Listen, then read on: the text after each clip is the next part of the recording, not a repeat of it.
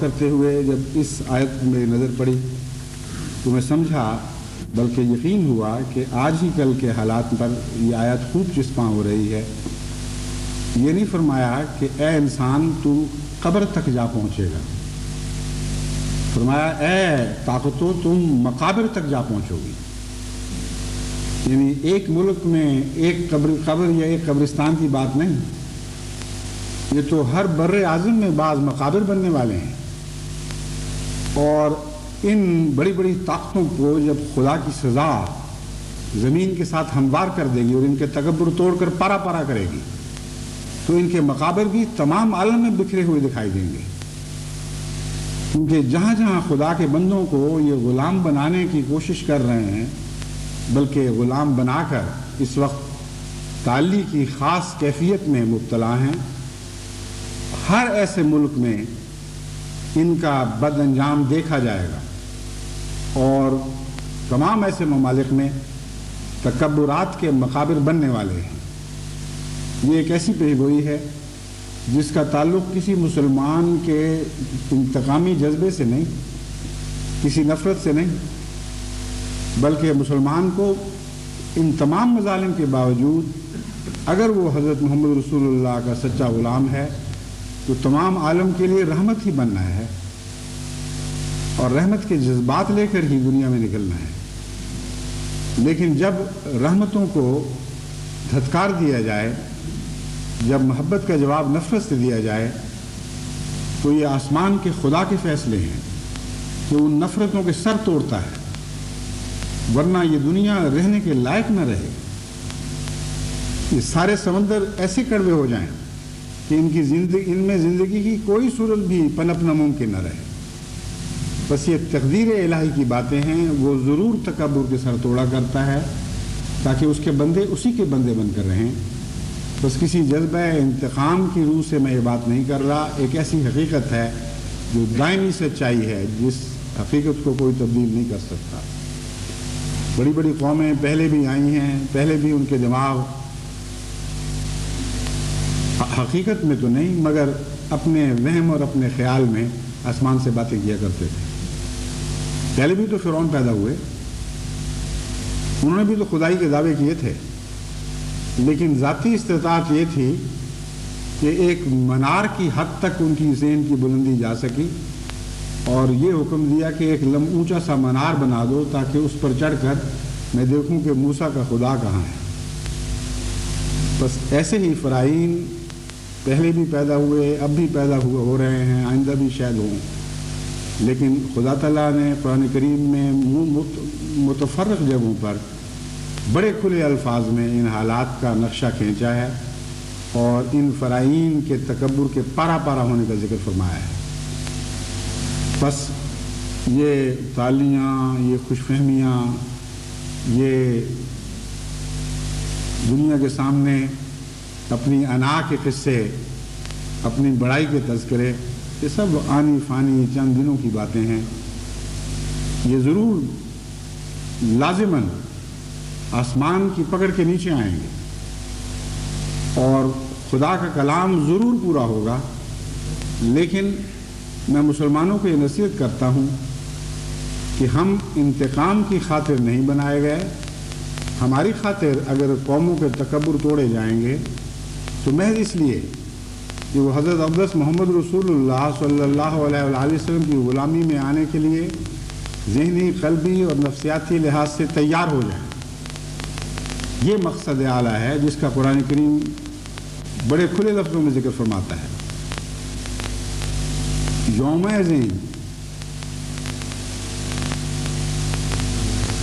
یتبعون الداعی لا عوج لہ، یومئذ یتبعون الداعی لا عوج لہ، کہ جب تکبر توڑے جائیں گے، جب زمینیں ہموار کر دی جائیں گی، جب تمام بڑی بڑی طاقتیں ایک چٹیل میدان کی طرح تمہیں دکھائی دیں گی، اس وقت نفسیاتی لحاظ سے انسان اس لائق ہوگا، اس قابل ہوگا کہ محمد مصطفیٰ صلی اللہ علیہ وآلہ وسلم کی غلامی کر سکے جن میں کوئی کجی نہیں ہے۔ بس اس مضمون کو پیش نظر رکھتے ہوئے عالم اسلام کو اپنی کجیاں تو دور کرنی چاہیے. جب تک ان کے دلوں میں کجیاں ہیں، ان کی سوچیں ٹھیڑی ہیں، ان کے تفکرات میں ایسے خم ہیں کہ جس کے نتیجے میں وہ اسلام کی تصویر پیش کرنے کی بجائے اپنی انانیت کی تصویر دنیا کے سامنے پیش کر رہے ہیں، اس وقت تک خدا کی تقدیر یہ سامان ظاہر نہیں فرمائے گی. مسلمان کا تبدیل ہونا ضروری ہے، اور مسلمان کو اپنے آپ کو سیدھے ہو کر سب خم نکال کے اپنے آقا و مولا حضرت محمد مصطفیٰ صلی اللہ علیہ وآلہ وسلم کے قدموں میں پیش کرنا لازم ہے. یہ کر کے دیکھو، پھر دیکھو کہ آسمان کس طرح تمہاری مدد کے لیے یوں جیسے پھٹ پڑتا ہو.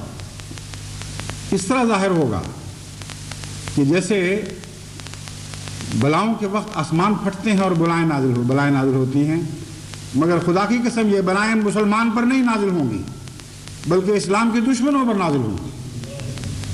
تم اپنے دل تو پھاڑو محمد رسول اللہ کی خاطر، تو اپنے سینے تو چاک کرو محمد مصطفیٰ کے دین کی خاطر، پھر دیکھو کہ خدا کا آسمان کس طرح محمد رسول اللہ کی خاطر پھٹتا ہے اور کیسے تکبر کے سر توڑے جاتے ہیں. مگر کس خاطر؟ ہلاکت کی خاطر نہیں. یہ کہنے کی باتیں ہیں، یہ محض ایک زبان کے چسکے ہیں. اگر ہم یہاں تک آ کے رک جائیں اور کہہ دیں کہ بہت مزہ آیا، آسمان پھٹ پڑے، دشمن ہلاک ہو گئے. محمد رسول اللہ ہلاکت کے لیے نہیں تشریف لائے تھے، ہلاکت پیدا کرنے کے لیے نہیں تشریف لائے تھے. محمد رسول اللہ زندگی عطا کرنے کے لیے آئے تھے. اس پیغام کو مسلمان کو نہیں بھولنا چاہیے. جب بھی غضب کے جذبات دل میں پیدا ہوں، جب بھی انتقام جوش مار رہا ہو، اس وقت اپنے خیالات کو سیدھا کرنا ضروری ہے. اور جن کجیوں کو میں نے ذکر کیا ہے ان میں سے ایک یہ بھی کجی ہے، غیظ و غضب کی کجی، انتقام کی کجی، جسے ہمیں لازماً ہموار کرنا ہوگا. اور اسے ہموار کرنے کے لیے حضرت اقدس محمد رسول اللہ صلی اللہ علیہ وآلہ وسلم کے قدموں کی برکت کی ضرورت ہے. اپنے دلوں پر ان پاک قدموں کو اتارو، محمد رسول اللہ کی سیرت کو اپنی سیرت میں جاری کرو. اس طرح تمہاری سب کجیاں دور ہوں گی اور اسی میں سب علاج ہے.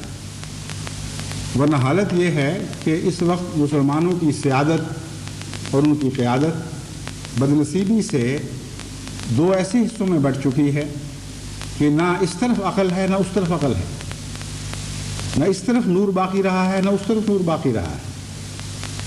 ایک قیادت ہے جو رائٹزم کے نام پر رائٹسٹ کہلاتی ہے، اور بجائے اس کے کہ حضرت محمد رسول اللہ صلی اللہ علیہ وآلہ وسلم کے زمانے تک پہنچ کر آپ کے قدموں سے فیض حاصل کرے، وہ ازمنہ وسطیٰ میں ٹھہر جاتی ہے اور میڈی ایولسٹ بن کر اسلام کا ایک بگڑا ہوا تصور دنیا کے سامنے پیش ہی نہیں کرتی بلکہ تلوار کے زور سے نافذ کرنے کا ادعا کرتی ہے. یہ وہ بگڑی ہوئی دائیں بازو کی قیادت ہے جس میں کچھ بھی فیض نہیں ہے. ہمیشہ جب ابتلاؤں کے وقت آئے، جب مسلمانوں پر مصیبتیں پڑی، مظالم ٹوٹے، ان ظالموں نے اپنی ناسمجھی کے نتیجے میں غلط نعروں کے ساتھ مسلمان عوام کو اور زیادہ ظلموں کی آگ میں جھونکا ہے. اس وقت کشمیر میں کیا ہو رہا ہے، اس وقت ہندوستان میں کیا ہو رہا ہے، اس وقت بوسنیا میں کیا ہو رہا ہے، اس وقت برما میں کیا ہو رہا ہے، بغداد پر جو قیامت ٹوٹی ہے وہ آپ کے سامنے ہے. ایک دکھ ہو تو کہوں، ایک ستم ہو تو کہوں، کس کس دکھ کی باتیں کروں. سارا عالم اسلام اس وقت دکھوں میں مبتلا ہے، مگر اس بدنصیب دائیں بازو کی قیادت کو کوئی ہوش نہیں ہے، کوئی عقل نہیں ہے. ان کو پتہ ہی نہیں کہ عالم اسلام کا امن محمد رسول اللہ کی سنت میں ہے، آپ کی سیرت میں ہے. خیالی فرضی عشق کی باتوں میں کوئی امن نہیں ہے. یہ سب جھوٹے قصے ہیں. جس نام کی عزت کا ذکر کرتے ہوئے تم دلوں کو کھولاتے ہو اور آگے لگا دیتے ہو، ان آگوں میں جلتا کون ہے؟ پھر آخر بیچارے مسلمان ہی ان آگوں میں جلتے ہیں. بارہا تم یہ ظلم کر بیٹھے ہو، آج تک تمہاری آنکھیں نہیں کھلی. کس طرح تمہیں سمجھاؤں، کس طرح وہ علاج کروں جس سے تمہاری آنکھوں میں دیکھنے کی استطاعت ہو. ایک نسخے کو بار بار استعمال کرتے ہو، ہر بار اس کے زہریلے اثرات میں مسلمانوں کو مٹتے اور مرتے ہوئے دیکھتے ہو. اور پھر وہی حرکتیں ہیں۔ انتقام کی آگ کی آواز اٹھانے سے اور انتقام کے شعلے بھڑکانے سے ہرگز عالم اسلام کا کچھ نہیں بنے گا، کیونکہ آج مسلمان کمزور ہیں۔ اگر کمزور نہ ہوتے تو غیروں کو اس طرح بڑھ چڑھ کر کھلے بندوں بلا خوف و خطر عالم اسلام کو مظالم کا نشانہ بنانے کی توفیق نہیں مل سکتی تھی، جرأت نہیں ہو سکتی تھی۔ وہ جانتے ہیں کہ کمزور ہیں، کہ بس کچھ بھی نہیں، صرف باتیں ہیں، آپس میں دل پھٹے ہوئے ہیں، اپنے مفادات کے مارے ہوئے ہیں اور فرضی باتوں میں اپنی جنت بنائے بیٹھے ہیں۔ ایسی قوم پر کیوں غیر حملے نہیں کرے گا؟ دوسری طرف وہ سیادت ہے جسے سیاسی قیادت کہا جاتا ہے، وہ بھی انتہائی بدنصیب۔ وہی بات جو پیر پگاڑا صاحب نے فرمائی تھی وہی ان پر صادق آتی ہے کہ باتیں مشرق کی کرتے ہیں اور سجدے مغرب کو کرتے ہیں۔ واقعتاً مغرب کو سجدہ کر رہے ہیں، اور شاید ہی کوئی ہو جو استثناء ہو، ورنہ تمام عالم اسلام اس وقت مغرب کے سامنے سجدہ ریز ہو چکا ہے، اور محمد رسول اللہ کی سربلندی کی باتیں کرتا ہے۔ ان کو حق کیا ہے جب سارے اسلام کے مفادات اپنے مفادات کی خاطر غیروں کے قدموں پہ لٹا بیٹھے ہو؟ پھر تمہیں کیا حق ہے ہمارے آقا و مولا محمد مصطفیٰ کے نام لینے کا؟ لیکن عوام سے جب ووٹ لیتے ہو پھر اسی نام پر لیتے ہو۔ ظلم کی حد ہوتی ہے۔ سارے عالم اسلام احمق سیادت کے ہاتھوں چکی میں پیسا جا رہا ہے، ظلم کی چکی میں، اپنوں کے ظلم کی چکی میں پیسا جا رہا ہے۔ تو ضرورت ہے کہ ان کو یاد دلایا جائے، ان کو ہوش دلائی جائے، عالم اسلام کے اکٹھے ہونے کی شدید ضرورت ہے۔ اور یہ اجتماع، ایک ہاتھ پر اجتماع مذہبی تو ہو نہیں سکتا، کیونکہ مذہبی اختلاف اتنے ہیں اور اتنے فرقوں میں اسلام بٹ چکا ہے، اور ہر فرقہ آگے پھر مولویوں کی مساجد میں بٹا ہوا ہے، کہ یہ کوشش ہی بالکل بے سود اور لاطائل ہے کہ مذہبی لحاظ سے آپ عالم اسلام کو ایک جگہ اکٹھا کر سکیں۔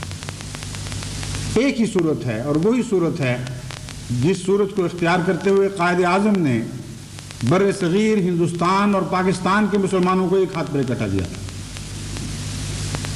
انہوں نے یہ اعلان کیا تھا، مجھے اس سے کوئی غرض نہیں تمہارے عقیدے کیا ہے، مجھے اس سے کوئی غرض نہیں تم ہاتھ باندھ کر نماز پڑھتے ہو یا ہاتھ پہلوؤں کو چھوڑ کر نمازیں پڑھتے ہو یا نہیں پڑھتے۔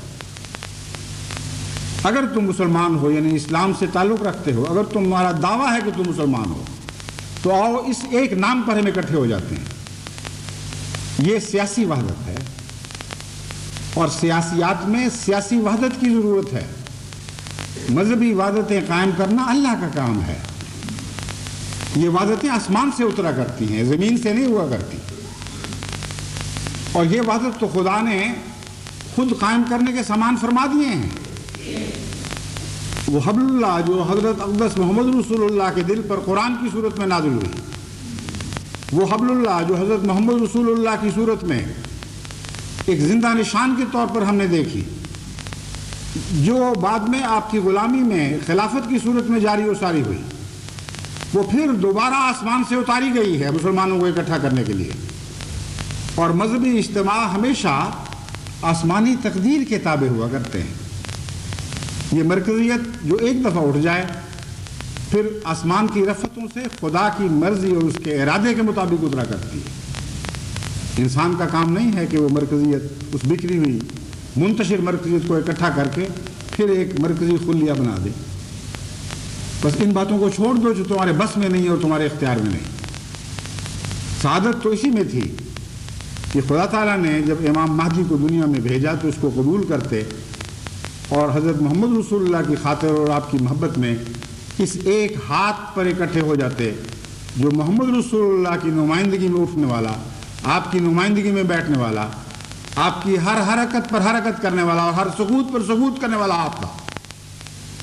وہ ہاتھ تھا جو خدائی تقدیر کے مطابق اس دنیا میں بھیجا گیا تھا۔ اس ہاتھ پر بیعت کرنا حقیقت میں تمام عالم اسلام کے مسائل کو حل کرنے کے مترادف تھا۔ لیکن اس بات کو تو تم کھو چکے ہو اور کھو رہے ہو۔ ہزار طریق سے ہم نے سمجھانے کی کوشش کی، مگر تم ماننے کے نہیں۔ اور دنیا میں خدا تعالیٰ کی تقدیر ان مظالم اور مصائب کی صورت میں تمہارے سامنے پھر آنکھیں پھاڑے تمہیں دیکھ رہی ہے، اور جب چاہے جس پر چاہے یہ برستی ہے خدا کی تقدیر، غیر کی طرف سے ظاہر ہو رہی ہے، کیونکہ محمد رسول اللہ کے سچے غلاموں کا یہ مقدر ہو ہی نہیں سکتا۔ ایک سزا ہے، مگر میں یہ سمجھتا ہوں کہ دائمی سزا نہیں، ایسی سزا نہیں جو تمہیں مٹا دینے کے لیے آئی ہو۔ یہ ابتلا کے زلزلے ہیں، یہ تمہیں جگانے کے لیے وہ قاریہ ہے جو آسمان سے اتر رہی ہے، تمہارے گھروں کے دروازے کھٹکھٹا رہی۔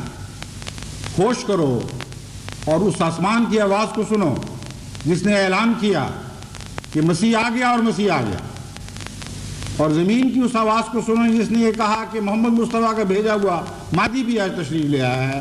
لیکن اگر یہ باتیں سننے کے کان نہیں، یہ باتیں دیکھنے اور سمجھنے کی آنکھیں نہیں ہیں، تو خدا کے لیے کم سے کم اس قیادت کی سچائی کی آواز تو سنو جو تمہاری بھلائی میں اٹھتی ہے۔ احمدی ہو یا نہ ہو یہ تمہارا کام ہے، مگر خدا کی قسم احمدیت سے تمہارا دین ہی نہیں تمہاری دنیا بھی وابستہ کر دی گئی۔ احمدیت کی قیادت کو چھوڑ کر تمہارے لیے کہیں پناہ نہیں۔ میں بار بار خدا کو گواہ بنا کر یہ کہتا ہوں، جب بھی تمہیں خیر پہنچے گی احمدیت سے پہنچے گی، جب بھی تم شر دیکھو گے احمدیت سے دور ہو کر اور احمدیت پر مظالم کے نتیجے میں شر دیکھو۔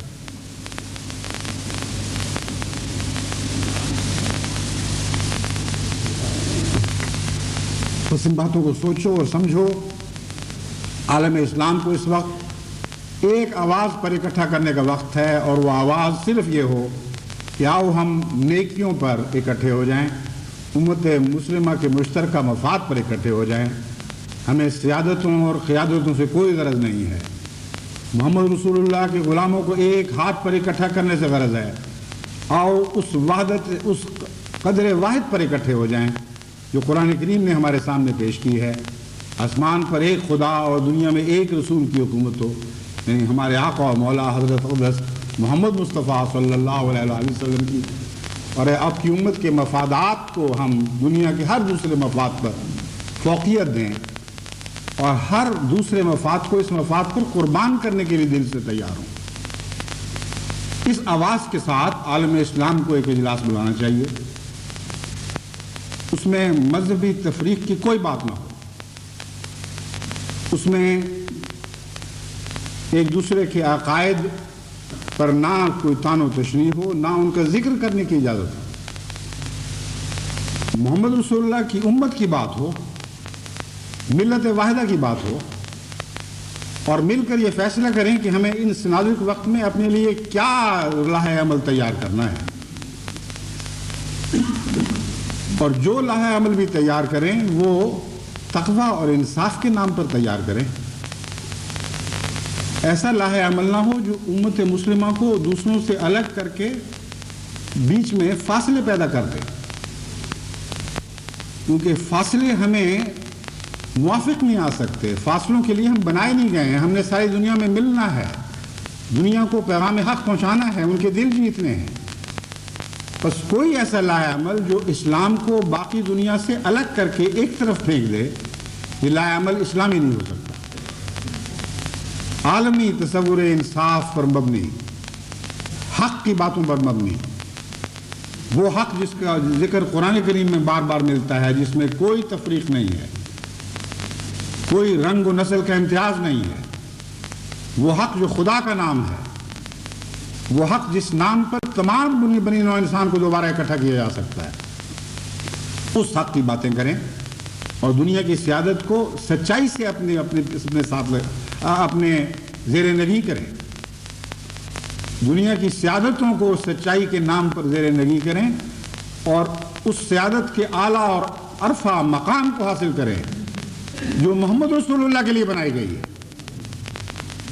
یہ سیادت زور بازو سے تو حاصل نہیں ہو سکتی، نفرتوں کی تعلیم سے تو حاصل نہیں ہو سکتی، اپنے امتیازی حقوق کے تصور سے تو حاصل نہیں ہو سکتی۔ یہ سیادت تو اسی طرح حاصل ہوگی جیسے ہمارے آقا و مولا حضرت اقدس محمد رسول اللہ نے ہمیں کی سیادت کو حاصل کرنے کا راز بتایا تھا، فرمایا سید القوم خادم ہوں،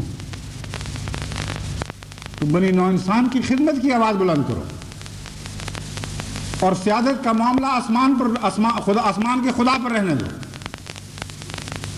تم اگر خدمت کرو گے اور بنی نوع انسان کی خدمت کے نام پر ایک وحدت کی اپیل کرو گے اور سچ کی طرف ان کی رہنمائی کرو گے، تو لازماً تم ساری دنیا کے سردار بن کے ابھرو گے، کیونکہ حضرت اقدس محمد رسول اللہ کے منہ کی کوئی بات، کوئی ایک کلمہ، ایک کلمے کا ایک زیر زبر بھی کبھی غلط ثابت نہیں ہوا۔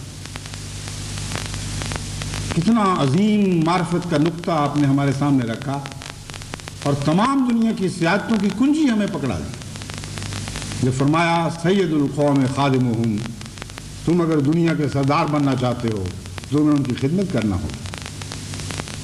بس بنی نوع انسان کی خدمت کے نام پر اکٹھے ہو، ان سے فاصلے پیدا کرنے کے لیے اکٹھے نہ ہو، ایسی باتیں کرو جس سے قوموں کے دل جیتے جائیں، تمام دنیا کی قومیں تمہیں اپنا رہنما سمجھیں، تمہیں اپنا بہی خواہ سمجھیں، ان کی خیر تم سے وابستہ ہو جائے۔ ایسے مضامین سوچو، ایسے مضامین کے تذکرے کرو، ایسا لائحہ عمل بناؤ جس کے نتیجے میں ایک نئی یونائٹڈ نیشنز، ایک نیا عالمی نظام رونما ہو جو محمد رسول اللہ کے قدموں سے وابستہ ہو، جو اس سچائی سے وابستہ ہو جس سچائی کا ذکر قرآن کریم میں بار بار ملتا ہے، جو خدا سے پھوٹتی ہے اور تمام بنی نوع انسان کو یکساں منور کرتی ہے۔ بس آج ضرورت ہے کہ ان باتوں کو مل کر سوچا جائے اور پھر ایک نئے عالمی نظام کو قائم کرنے کی داغ بیل ڈالی جائے۔ میں نے پہلے بھی گلف کے خطبات کے دوران متنبہ کیا تھا کہ عالم اسلام کے مسائل ختم نہیں ہوئے، یہ بڑھنے والے ہیں۔ ہوش کے ناخن لو، تفریق کی باتیں چھوڑو، وسیع تعلقات اپنی باقی دنیا سے بناؤ اور عالم اسلام کو الگ کرنے کی بجائے باقیوں کو اپنی طرف کھینچو اور مل کر عالمی وفات کی باتیں سوچو۔ اس وقت الگ الگ ہونے کا وقت نہیں رہا، بہت بڑے بڑے مصائب اور بہت بڑے بڑے خطرات درپیش ہیں اور ایک کے بعد دوسرے اسلامی ملک کی باری آنے والی ہے۔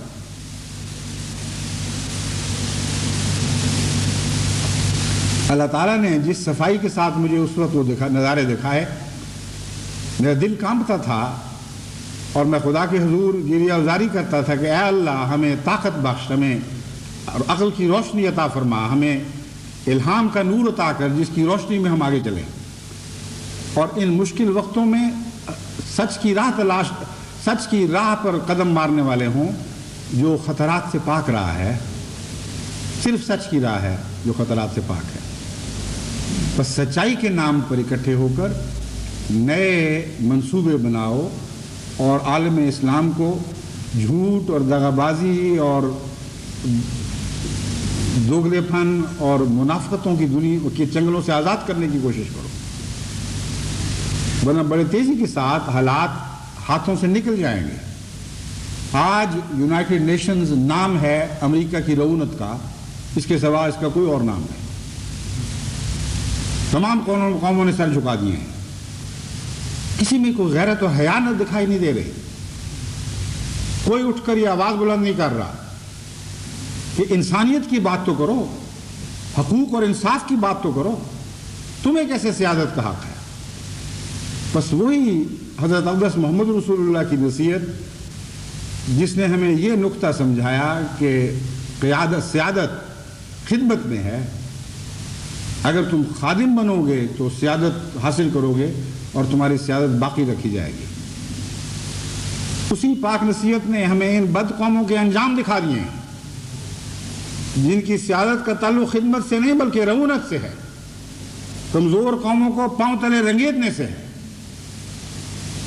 ان قوموں سے مقابلہ دعاؤں کے ذریعے ہوگا اور وحدت کے ذریعے ہوگا، اور محض اسلام کے نام پر نہیں بلکہ سچائی کے نام پر وحدت کے ذریعے ہوگا، کیونکہ آج فضا تیار ہے، آج ساری دنیا کے دل گواہی دے رہے ہیں کہ جو آگ بغداد پر برسائی گئی تھی وہ انصاف پر برسائی گئی، وہ رعونت کی آگ ہے جس کی گرمی سب دنیا کے انسانوں کے دلوں تک پہنچی ہے۔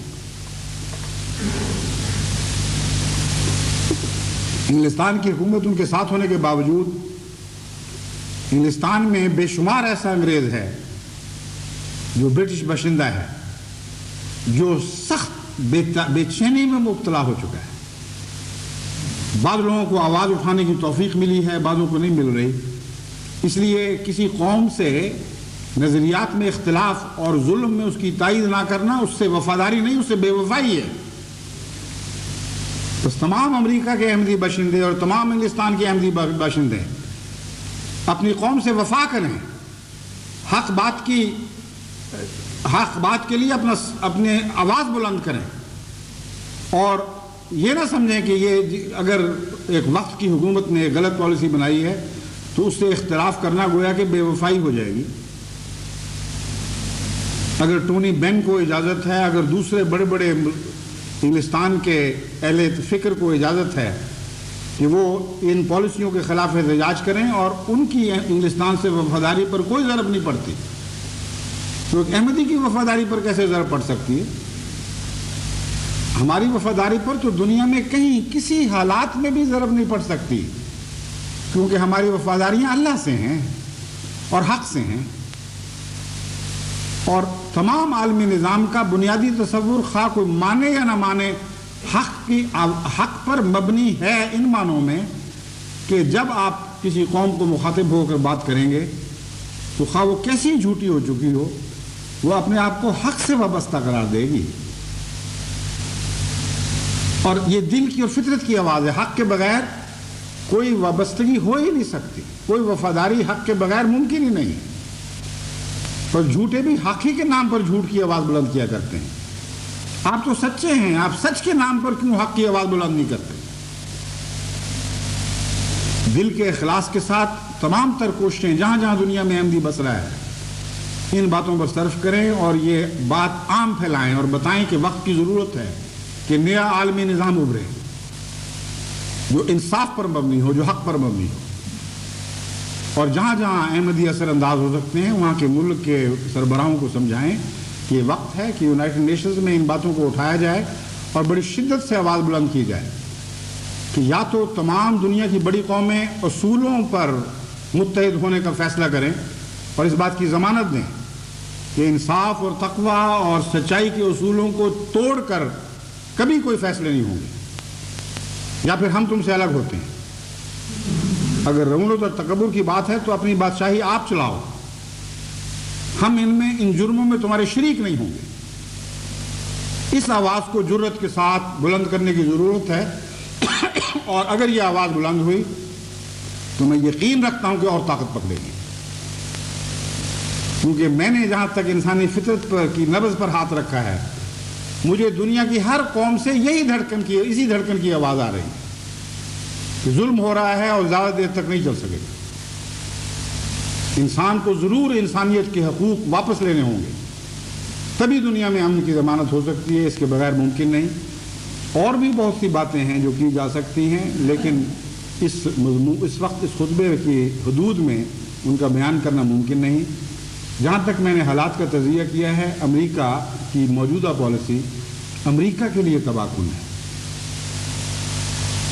ایک انتہائی ظالمانہ وسیع پیمانے پر خودکشی کی جا رہی ہے۔ چند ناچ گانوں کے مناظر سے تو خوشیاں نہیں مل جایا کرتی۔ چند دن یہ لوگ تمہارے ظلم کی تال پر ناچیں گے جو تمہارے ملک کے باشندے ہیں، کل کو یہی تمہاری گردن کے پیچھے ہوں گے، تمہارے خون کے پیاسے بنیں گے، ان پالیسیوں پر شرمائیں گے اور حیا محسوس کریں گے۔ ان کے اندر یہ احساس لازماً بڑھے گا، کیونکہ امریکہ کی اکثریت انصاف پسند ہے اور حقیقت میں جمہوریت پسند ہے۔ میں نے اس ملک کا سفر کیا ایک کنارے سے دوسرے کنارے تک، وہاں ہچ ہائکنگ تو نہیں لیکن کیمپنگ کی توفیق ملی، چھوٹے چھوٹے شہروں میں، چھوٹے چھوٹے قصبوں میں، گاؤں میں، جنگلوں میں ٹھہرنے کا موقع ملا، اور ہر سطح پر وہاں کے لوگوں سے گفت و شنید کا موقع ملا، اونچی سطح پر بھی اور گراس روٹ لیول یعنی گھاس کی جڑوں کے لیول پر سب کی سطح پر بھی۔ ان سے گفتگو شنید ہوئی. میں آپ کو یقین دلاتا ہوں کہ امریکہ ایسا بد نہیں ہے جیسا کہ دکھائی دے رہا ہے. امریکہ کی قوم میں بہت سی ایسی صلاحیتیں ہیں کہ اگر ان کو صحیح رہنمائی میسر آ جائے, صحیح سیادت میسر آ جائے, تو تمام بنی نوع انسان کے لیے بہت عظیم الشان کام کر سکتے ہیں. ان کو ہر قسم کی صلاحیتیں اللہ تعالیٰ نے عطا فرمائی ہیں. تمام دنیا کی قوموں کی نمائندگی وہاں موجود ہے. بس یہ نہ سمجھیں کہ آج کل جو امریکہ کی حکومت کی پالیسی ہے یہ امریکہ کے عوام کے دل کی آواز ہے. ہرگز نہیں. امریکہ اس وقت یہودیت کا غلام ہو چکا ہے. یہ یہودی نقشے ہیں عالم کے جو امریکن لیڈرشپ, امریکن سیادت کی زبان سے دنیا سن رہی ہے اور ان کے کردار سے دنیا دیکھ رہی ہے. اس لیے میں جو باتیں کہہ رہا ہوں ہرگز اہل امریکہ کے باشندوں سے نفرت کی تعلیم نہیں ہے. میں خود امریکہ کے باشندوں کو سمجھانا چاہتا ہوں کہ تم پر ظلم ہو رہا ہے, تم اٹھو اس ظلم کے خلاف. تم اپنے رہنماؤں کو بتاؤ کہ ہم نے تمہیں ہرگز اس لیے منتخب نہیں کیا تھا کہ ان ساری قدروں کو ملیمیٹ کر دو جن پر امریکہ کی بنا ڈالی گئی. وہ آزادی کا چارٹر کہاں گیا جس پر امریکہ ہمیشہ فخر کیا کرتا تھا؟ اس کو پاؤں تلے روندا گیا ہے. اور وہ انصاف کی قدریں اور وہ جمہوریت کی ساری قدریں ملیمیٹ کی جا رہی ہیں. یہ امریکہ کے دل کی آواز نہیں ہو سکتی. یہ غیر دل کی آواز ہے جو امریکہ پر قابض ہوا ہے.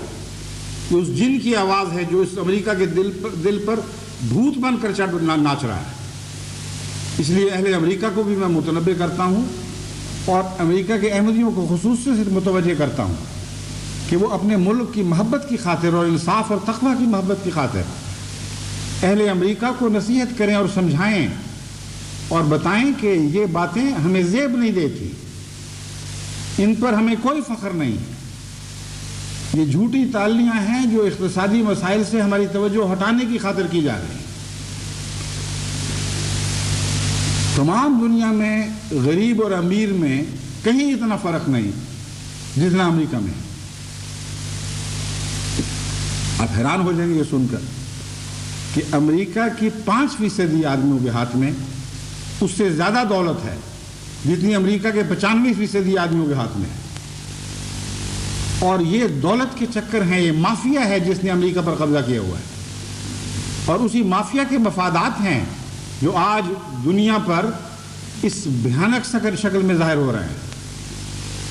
اس لیے میں جو باتیں کہتا ہوں سچی ہیں, مجھے کوئی خوف نہیں ہے کسی کا.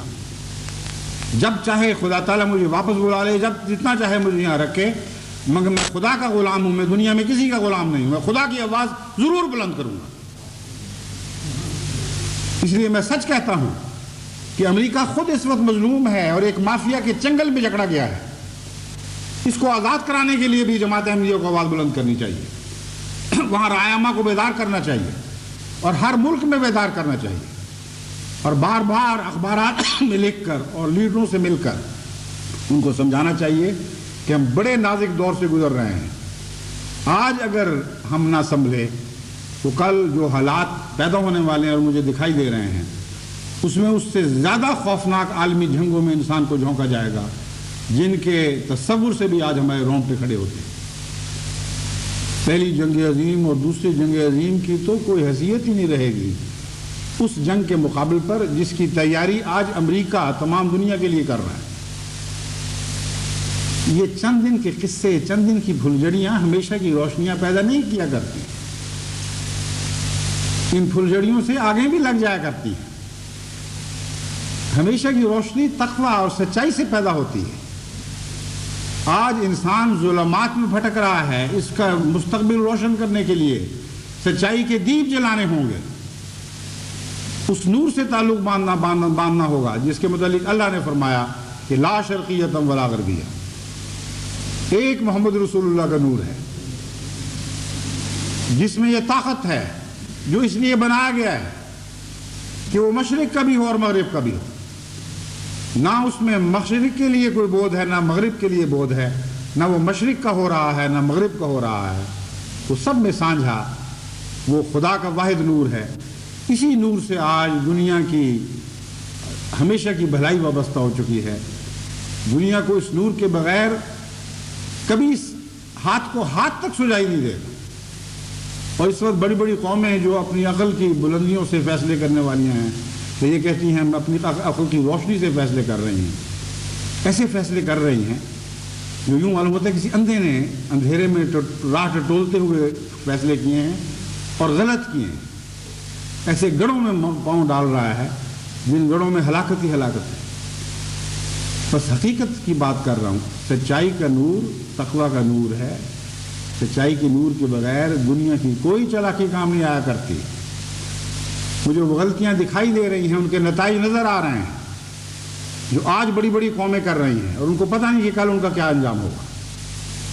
یہ ویسی غلطیاں جو پہلے کر چکے تھے. یہ ویسی غلطیاں جن کے نتیجے میں بہت ہی خوفناک جنگوں میں جھونکے جا چکے ہیں. کوئی نئی غلطیاں ان کی پٹاری سے نہیں نکل رہی.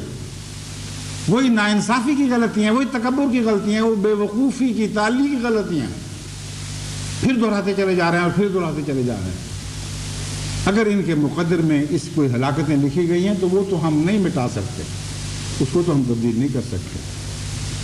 مگر اے عالم اسلام, تم اپنا نصیب تو جگاؤ, اپنا مقدر تو روشن کرو, اور تمہارا مقدر محمد مصطفیٰ کے قدموں سے روشن ہوگا. ان قدموں سے لپٹ کر رو, خدا کو محمد مصطفیٰ کی محبت کے واسطے دے دے کر رو, اور خدا سے آسمان سے وہ نور طلب کرو اپنے لیے جس کی روشنی میں نہ صرف یہ کہ تمہارے مقدر جاگ اٹھیں گے بلکہ تمام دنیا کا نصیب جاگ اٹھے گا. آج دنیا کی بقا اور دنیا کی بہبود تم سے وابستہ ہو چکی ہے.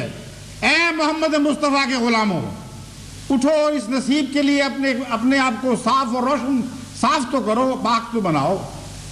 یہ نور گندے ناپاک دلوں میں نہیں اتر سکتا. اپنے کردار کی کیوں فکر نہیں کرتے؟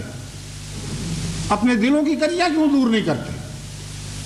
اگر تمہارے دلوں میں گناہوں کے اندھیرے اسی طرح موجزن رہیں گے تو خدا کی قسم محمد رسول اللہ کا نور آپ کے دلوں میں جھانکے کبھی نہیں. باتیں کرتے ہو محمد رسول اللہ کی عشق کی اور محبت کی, اور اپنے دلوں کو اندھیروں کی آماج کا بنا رکھا ہے. اس لیے دنیا عالم اسلام کی سیاست کو بھی میں پیغام دیتا ہوں کہ اپنی سوچوں کو صاف اور ستھرا کریں, اپنی خود غرضیوں کے خیالات کو دل سے بالکل کلیتاً دھو کر صاف کر ڈالیں, یا اپنے دلوں کو ان گندے خیالات سے دھو کر صاف کر ڈالیں, اور بہبود کی باتیں کریں, انسانیت کی باتیں کریں, محمد رسول اللہ کے دین اور اس کی غیرت کی باتیں کریں. اور علماء اسلام کو میں دعوت دیتا ہوں کہ خدا کے واسطے دیکھیں کہ اسلام اعلیٰ اخلاق میں ہے, نہ کہ بد زبانیوں میں. تم کب تک بدگوئیاں کرتے رہو گے؟ کب تک تمہارے منہ سے غلاظت کی جھاگ ابل ابل کرو, اچھل کر فضاؤں کو مقدر کرتی رہے گی؟ محمد مصطفیٰ صلی اللہ علیہ وسلم کی پاکیزہ زبان استعمال کرنی سیکھو. وہ اعلیٰ اقدار اور اخلاق مسلمانوں میں قائم کرو جن کو لازماً جیتنا ہی جیتنا ہے. کون ہے جو محمد مصطفیٰ کے اخلاق کو شکست دیتے ہیں؟ کس ماں نے وہ بیٹا پیدا کیا ہے؟ دنیا کی اربوں مائیں ایک بھی ایسا بیٹا نہیں پیدا کر سکتی, اور سارے مل کے بیٹے پیدا کریں وہ بھی محمد رسول اللہ کی سنت کو شکست نہیں دے سکتے. یہ جیتنے والی سنت ہے, یہ غالب آنے والی سنت ہے. اسی لیے کائنات کو پیدا کیا گیا تھا. اسی سنت پر انسان کا نیک انجام ہوگا ورنہ بد انجام ہوگا. بس میں کھلے الفاظ میں بغیر کسی بات کو چھپائے بڑی بڑی دنیا کی طاقتوں کو بھی نصیحت کرتا ہوں, اور ان کمزور مظلوموں کو بھی نصیحت کرتا ہوں جو آج ظلموں کی چکی میں پیسے جا رہے ہیں. اپنے اپنے نفوس کو صاف اور پاک کریں, اپنے دلوں کی حالت بدلیں, حق اور انصاف پر قائم ہوں. اسی میں انسان کی بہبود ہے, اسی میں انسانیت کی بقا ہے. اگر یہ نہیں تو پھر کچھ بھی باقی نہیں رہے گا. اللہ تعالی ہمیں توفیق عطا فرمائے کہ ہم حضرت صلی اللہ علیہ وآلہ وسلم کی سنت کو اپنے اخلاق, اپنے کردار میں جاری کریں, اور اسی سنت سے دنیا کی نئی تقدیر بنائیں, نیا نقشہ دنیا میں ابھرے. ایک خدا ہو, ایک رسول, یعنی ہمارے آقا و مولا محمد رسول اللہ, جن کے جلوہ میں دنیا کے تمام رسول حکومت کریں. جب میں کہتا ہوں ایک رسول تو یاد رکھو کسی دنیا کے دوسرے مذہب سے تفریق کی بات نہیں کرتا. میں اسلام کا عرفان رکھتا ہوں جو اللہ تعالیٰ نے مجھے عطا فرمایا ہے. میں جانتا ہوں کہ محمد رسول اللہ کی حکومت کا ہرگز یہ مطلب نہیں کہ تمام رسولوں کو مٹا کر یہ حکومت قائم کی ہوگی. آپ تمام رسولوں کے آقا اور سردار ہیں. آپ کے جھنڈے تلے ہر رسول کا جھنڈا دنیا میں گاڑا جائے گا. اگر آپ کا جھنڈا بلند ہوگا تو خدا کی قسم آدم کا جھنڈا بھی بلند ہوگا اور نوح کا جھنڈا بھی بلند ہوگا, ابراہیم کا جھنڈا بھی بلند ہوگا, موسیٰ کا بھی بلند ہوگا, اسحاق کا بھی بلند ہوگا اور اسماعیل کا بھی بلند ہوگا. محمد مصطفیٰ کے جھنڈے تلے عیسیٰ کے جھنڈے نے بلند رہنا ہے, ورنہ ان جھنڈوں میں سے کسی جھنڈے کو کوئی رفعت نصیب نہیں ہوگی. یہ وہ مقدر ہے جو آسمان سے بنایا گیا ہے, جسے میں نے نہیں بنایا. نہ دنیا کی کوئی طاقت اس مقدر کا تصور کر سکتی ہے. بس ایسی باتیں نہ کیا کرو کہ محمد رسول اللہ کا جھنڈا اور سارے رسول مٹ گئے. خدا کی قسم محمد کی زندگی میں سب رسولوں کی زندگی ہے. محمد مصطفیٰ زندہ ہوں گے تو ساری دنیا کے رسول اگلے اور پچھلے زندہ ہو جائیں گے. یہ وہ وقت ہوگا جب رسول اکٹھے کھڑے کیے جائیں گے. یہ وہ وقت ہوگا جس کی قرآن کریم میں پیشگوئی کی گئی. تو اے احمدیو, تم سے یہ وقت مقدس باندھا جا چکا ہے. تمہاری قسمت کے ساتھ اس وقت کی ڈور باندھی گئی. اللہ تعالی ہمیں توفیق عطا فرمائے کہ ہم اس عالمی نظام کو دنیا میں ایک دفعہ کیا پہلی دفعہ دنیا میں اس کو جاری اور ساری کر کے دکھائیں کہ مشرق سے مغرب تک اس نور کی حکومت ہو جو لا شرقیت ولا غربی ہو. مشرق سے مغرب تک اس ایک محمد کا جھنڈا بلند ہو جس کے جھنڈے تلے تمام رسولوں کے جھنڈے سر بلند ہوں, جس کے جھنڈے تلے ہر قوم کی گردن بلند ہوگی, مگر دل خدا کے حضور جھکے رہیں گے اور خدا کے حضور عجز ہی سے ساری رفتیں ہیں. اللہ تعالی ہمیں اس کی توفیق عطا فرمائے.